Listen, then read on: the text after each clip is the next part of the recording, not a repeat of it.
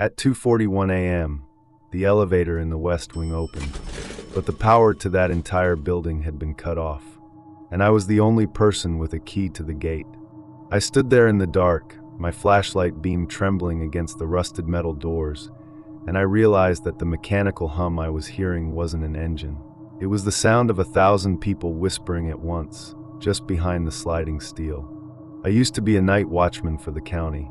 Most of the properties I watched were boring, half-finished construction sites or empty warehouses, but this county was different. It was an old tuberculosis ward turned general hospital that had been shuttered decades ago because of structural instability. Everyone in town knew that was a lie. The real reason it closed was that the mortality rate in the final year was triple what it should have been, and the staff just stopped showing up. The county couldn't afford to tear it down, so they paid guys like me to walk the perimeter every 4 hours.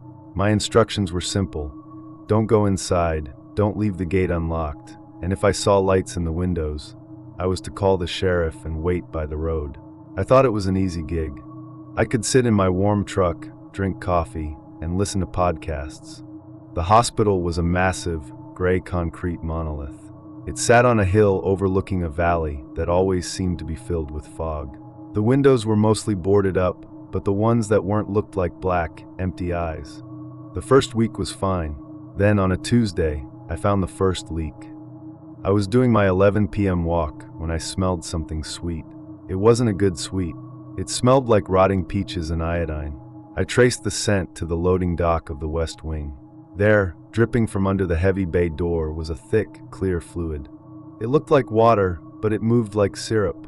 I shined my light on it, and the fluid didn't reflect the beam. It absorbed it. It was like a puddle of pure shadow sitting on the concrete.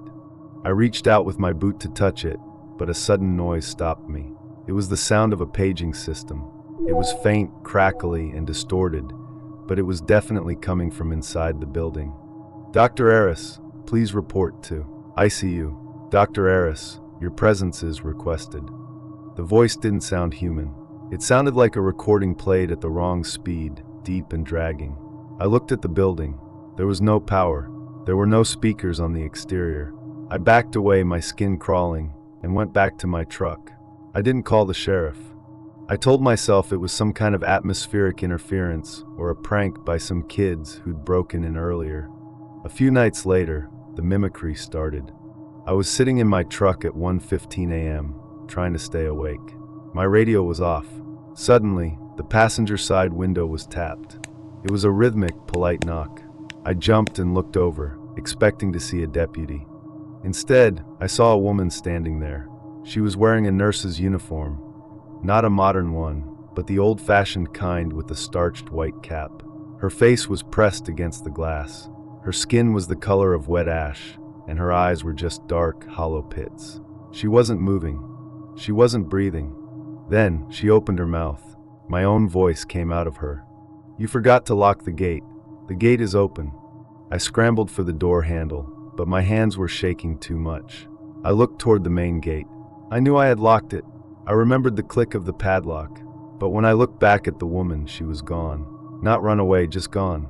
The glass where her face had been was covered in a thick, frost-like condensation, even though it was a warm night.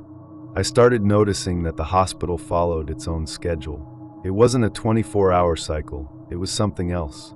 Every night at exactly 2 a.m., the smell of ozone would fill the air. At 2:15 a.m., I'd hear the sound of gurneys being wheeled down the hallways inside, the distinct clack-clack of wheels hitting the gaps in the floor tiles. At 2:30 a.m., the screaming would start. It wasn't loud. It was muffled, like it was coming from deep underground, thousands of voices screaming in perfect silence. I should have quit. I really should have. But I've always been stubborn, and I needed the health insurance. I told myself that as long as I didn't go inside, I was safe. The contract said don't go inside, but on the 14th night, I didn't have a choice. I was doing the 2 a.m. round when I saw a light. It wasn't a flashlight or a trespasser's lantern. It was the surgical lights in the 4th floor operating room.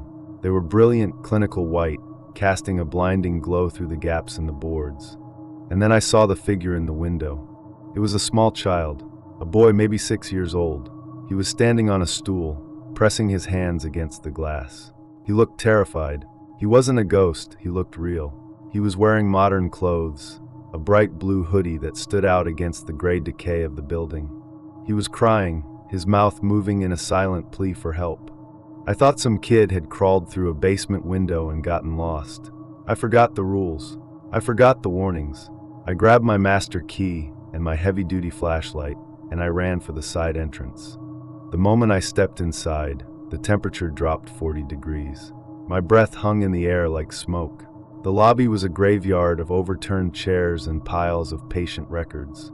The air was thick with the smell of wet plaster and that sweet, rotting peach scent. I headed for the stairs, but when I reached the door, it wouldn't budge. It felt like it was welded shut. I turned back toward the elevator bank. That's when it happened. At 3:14 a.m., the elevator call button, a rusted plastic nub, lit up with a dull orange glow. The cables in the shaft groaned. I watched the floor indicator dial above the door. It was an old analog needle. It began to spin. Not just move, but spin rapidly, clockwise, faster and faster until the needle snapped off. The doors slid open with a sound like grinding teeth.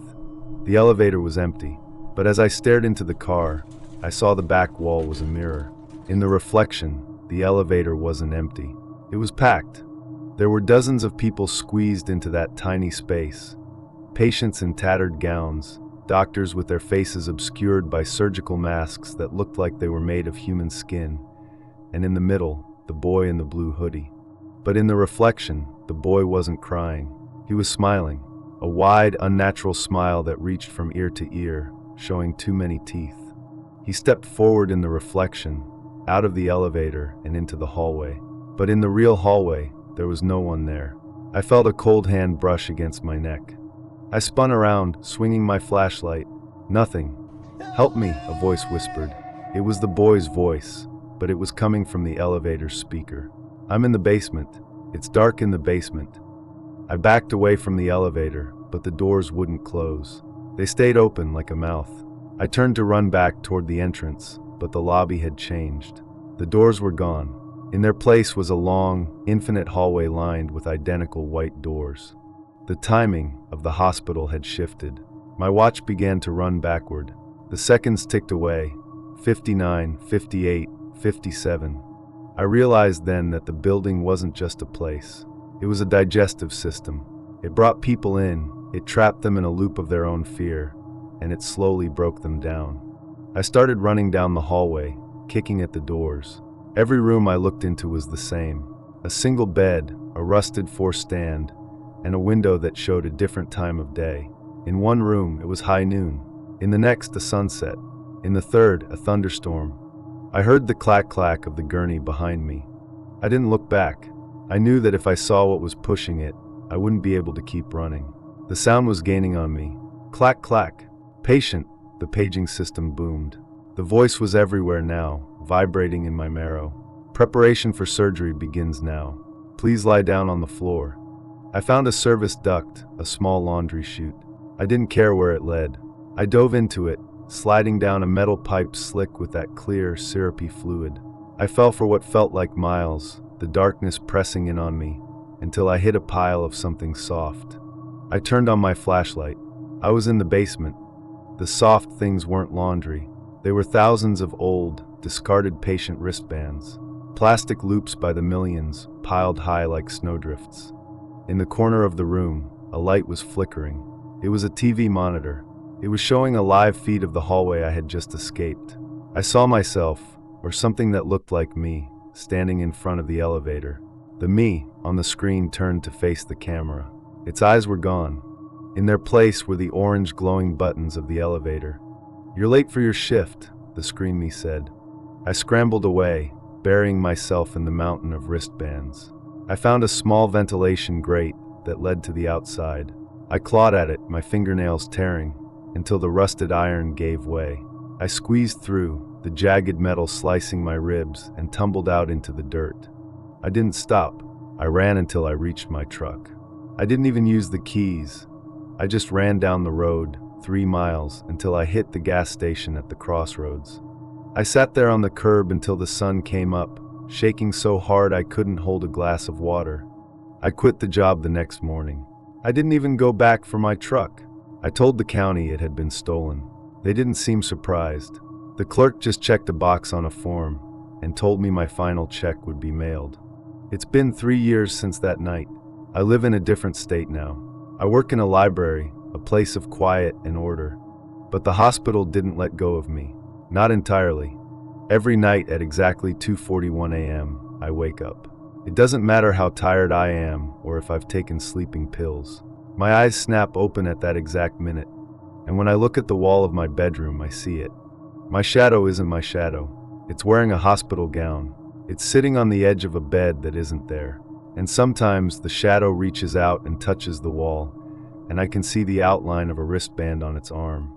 But the worst part is the phone. Once a month, I get a call from an unknown number. I never answer it, but the voicemail is always the same. It's the sound of an elevator bell. Ding.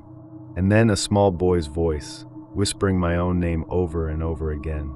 The doctor is ready for you now. Please report to the West Wing. I've started noticing that the doors in my house are changing. The wood is starting to look like gray concrete. The air in my hallway smells like rotting peaches and iodine. I try to stay outside as much as I can. I sleep in parks, in my car, in 24-hour diners. But I know what's happening. The hospital is structurally unstable. It's expanding. It's reaching out through the memories of the people who survived it. I'm standing in a park right now, typing this on my phone. The sun is out. There are people playing frisbee. It should feel safe. But I just looked at the shadow of the oak tree behind me. The leaves aren't rustling in the wind. They're moving in a rhythmic, mechanical pattern. Clack, clack. And high up in the branches, tucked away where no one else would look, I can see a small, brilliant white surgical light, waiting for the sun to go down.